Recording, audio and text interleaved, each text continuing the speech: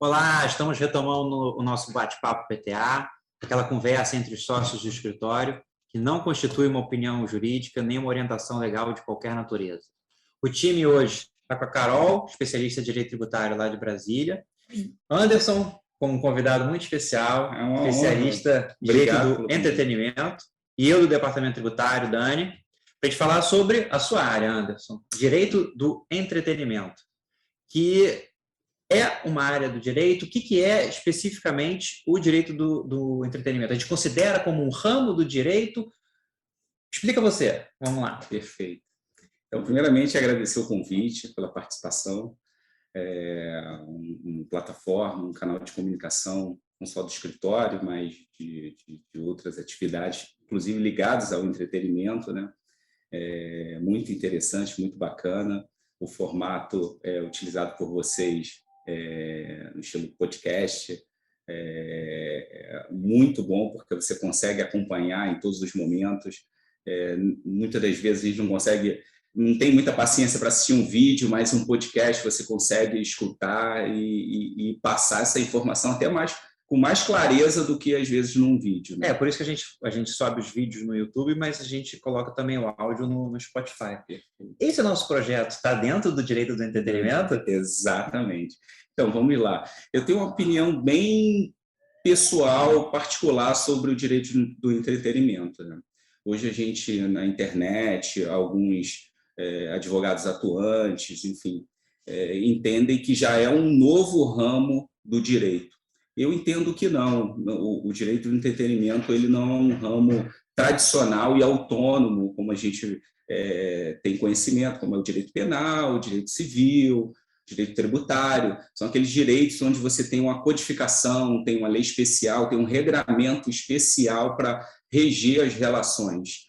Eu entendo que o direito do entretenimento é uma área de atuação jurídica, é um segmento da advocacia que ele é destinado a regular, né, a indústria cultural. Ele tem o seu objetivo de reunir demandas ligadas à indústria cultural e criativa num caráter mais preventivo e permitir a regularização e a realização de atividades de lazer, desportivas, artísticas e do entretenimento em geral. Seria, então, uma regulamentação de uma atividade cultural, mas não codificada.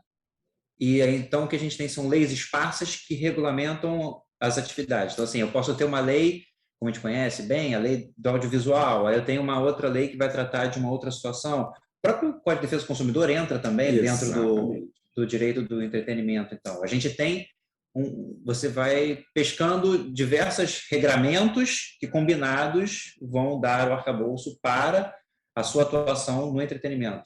Exatamente. O direito do entretenimento ele tem uma singularidade que é uma interdisciplinar, é um ramo onde você utiliza diversos meios, diversas áreas do mundo jurídico para possibilitar o exercício, a produção daquela atividade. Então, por exemplo, um evento de entretenimento musical, você envolve não só a lei de direitos autorais, como também a parte imobiliária, de espaço, de locação, você envolve também a área de direito de imagem, de propriedade intelectual, quando você cria um evento, uma marca, e, ao mesmo tempo, você tem todo aquele arcabouço envolve diversas pessoas que estão ligados ali por relações de trabalho, relações tributárias e relações contratuais. A gente tem até algumas situações onde há benefícios de você destinar a parte do ICMS para um evento, você destinar a parte do ISS para uma obra também. Exatamente. Muitos eventos dependem até mesmo de incentivos de outras áreas, como a área tributária, para que sejam desenvolvidos, para que sejam realizados. Mas a gente tem um norte, uma lei principal, ou realmente a gente tem que ir de acordo com a situação? Exatamente. Isso é um dos motivos que eu acredito que não é um ramo propriamente em si,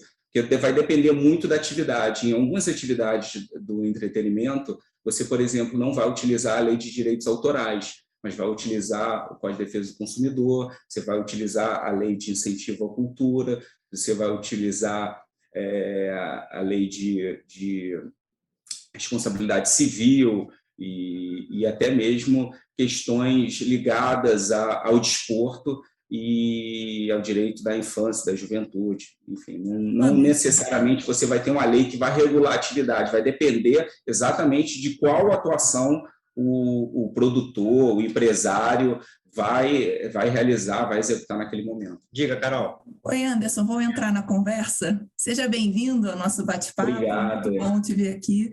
Você tem falado em eventos culturais e eventos musicais. E como funciona a questão do audiovisual? Por exemplo, produção de filmes, documentários nos sistemas de streaming. O direito do entretenimento, imagino que embarque essa área também. Como é que funciona?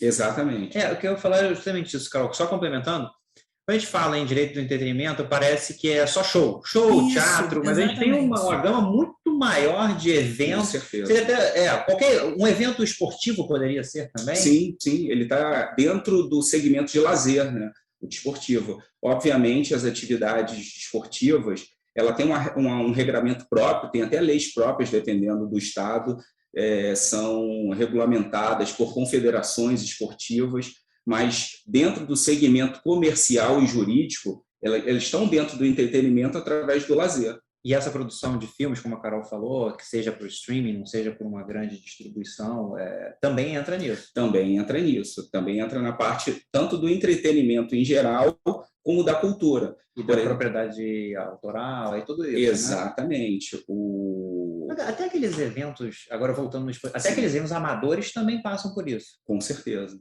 A corrida de 10 quilômetros, as coisas que a gente gosta de participar e brincar também entram nisso. Também entram. A partir de uma capacidade mínima de 300 pessoas, você já tem uma regulamentação na maioria das cidades para espaço público, você tem que ter uma autorização específica. Principalmente. Assim, quem quer, né, produzir algum evento, fazer alguma atividade dessa cultural, esportiva, tem que buscar entender quais são as normas. Com certeza.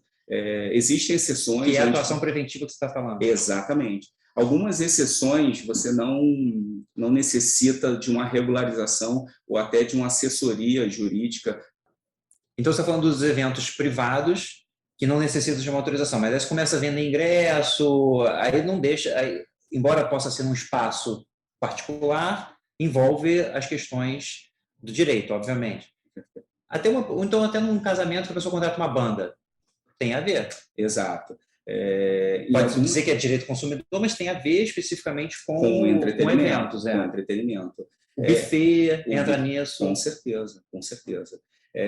Em alguns locais, eles já possuem toda a regularização por ser uma casa específica, um estabelecimento destinado ao entretenimento, à realização de atividades culturais. Mas em outros, não. Em outros, por exemplo, você aluga um espaço, aluga uma casa, e ela não tem uma licença permanente. E aí você regulariza aquele evento através de um alvará, de uma licença transitória, que vai permitir que você realize um evento acima de 300 pessoas. Anderson, você falando sobre essa questão de um espaço que tem um alvará, para que seja efetivamente considerado entretenimento, tem que haver venda de ingresso? Por exemplo, um casamento de 1.000 pessoas. Não houve venda. Você atuaria para auxiliar na parte de consultiva? É isso que eu imaginei, Carol. Até o buffet, a banda, tudo isso acaba entrando nessa questão de eventos, né? Com certeza. Não necessariamente o entretenimento ele busca a finalidade lucrativa. Ele pode ter a finalidade publicitária, a finalidade até mesmo profissional, como a gente já percebe um crescimento muito grande nas plataformas de streaming, onde você vende cursos, informações, dicas. A gente tem uma revolução de pessoas como influencers, prestando informações. Virou uma profissão, né? Uma profissão, na verdade, exatamente. Tem mais até de forma literalmente. Exatamente. E isso começou a ter até um regramento, não sei se foi pelo CONAR, justamente a pessoa que faz esse tipo de veiculação tem que avisar quando é propaganda, começou a entrar para tentar Exatamente. Correr atrás da situação que já é vivenciada e o direito tentando ali regulamentar. Exato. Grande parte dessa atividade tem essa singularidade que ela pode ser, ela tem um nicho, tem uma natureza do entretenimento, mas ela também está ligada muito ao direito digital, né, da lei de propriedade intelectual, lei de proteção de dados, que foi iniciada com o marco da internet. Né? Nós como quase youtubers agora. Exatamente, exatamente. Não deixa de ser um entretenimento e não há cobrança necessariamente, nenhuma finalidade lucrativa. E a gente teve um período de pandemia que os eventos quase sumiram, desapareceram. Hoje, o que você sente? Há uma retomada, a gente vê isso, mas Exato. Você, no trabalho, você recebe novos projetos, pedidos de consultoria, o negócio voltou a andar? Voltou a andar. Antes da pandemia, era o setor que mais crescia no país, né? Aqui, por exemplo, no Rio de Janeiro, o entretenimento corresponde a 10% da arrecadação do Estado. No cenário nacional, já está por volta de 5% a 6%. É um peso relevante na economia. Um peso relevante. E antes da pandemia, era o setor que tinha um índice, uma perspectiva de maior crescimento. Com a pandemia, o setor parou totalmente, né? E foi o último a retornar, até pelas questões sanitárias, de distanciamento social, que acaba prejudicando, né, a realização das atividades. Mas o setor ele é muito resiliente, ele é formado por artistas, por pensadores, por pessoas criativas que se reinventam a todo momento. Então, o que a gente viu foi exatamente uma transformação dos eventos de entretenimento que na maioria das vezes eram presenciais, e eles começaram a ser digitais. Shows, lives, congressos, eventos corporativos. E continua empregando bastante gente. Aí você passou a empregar o pessoal de TI... Exatamente. Muitos eventos híbridos, né? Eventos híbridos, principalmente. Hoje você consegue acompanhar um grande festival por um canal de televisão, por um podcast ou presencialmente. Então, o setor ele se reinventou. A ABRAP, né, que é a Associação dos Produtores de Eventos, né, o nosso conselho, né, ligado ao direito do entretenimento, ele fez uma pesquisa e tem uma perspectiva de 590 mil eventos até o final do ano. Caramba. Então, era um número maior do que antes da pandemia. E a gente percebe que... Não, imagina. Não, finaliza. Que antes da pandemia não tinha uma procura tão grande e hoje a gente percebe que há uma demanda represada, onde as pessoas estão ociosas, estão com muito mais vontade de participar de eventos presenciais, de eventos de entretenimento, de diversão, de lazer, para tentar amenizar e apagar todo aquele momento triste que a gente vivenciou com a pandemia. Eu ia te perguntar, nesse gancho dos eventos presenciais, há muitas regras e normas ainda por conta da pandemia e outras regras que os produtores eles observam essas regras? Boa pergunta. Algumas... Ou eles estão querendo fazer o evento acontecer e depois arcam com as consequências? Como é que você tem visto isso nos eventos presenciais? É interessante isso, Carol. Daquelas normas todas, aquelas questões de pandemia, algumas persistem até hoje? Assim, ficou alguma norma? Porque antes você tinha questão de, além de o óbvio da máscara, de higienização, mas você tinha separação, tinham muitas questões que dificultavam alguns eventos. Sim.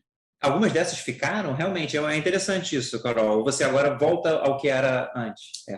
É engraçado porque os municípios eles têm autonomia para regulamentar os decretos sanitários. Então, hoje aqui no Rio de Janeiro, você tem uma liberação muito maior do que, por exemplo, que em Niterói, que tem um protocolo de segurança sanitário relacionado à pandemia um pouco mais rigoroso. Mas, na maioria das cidades, a gente já percebe essa flexibilização e até mesmo a ausência de requisitos, essas condutas especiais exatamente relacionadas à pandemia. Então, você tem a liberação do público em geral, os eventos eles só foram retomados através de eventos testes, onde o poder público, em parceria com o Ministério da Saúde, com os órgãos de segurança, fizeram uma avaliação para verificar o que funcionava e se era de fato seguro a realização de eventos seguindo aqueles protocolos. Inicialmente, você tinha que apresentar um PCR,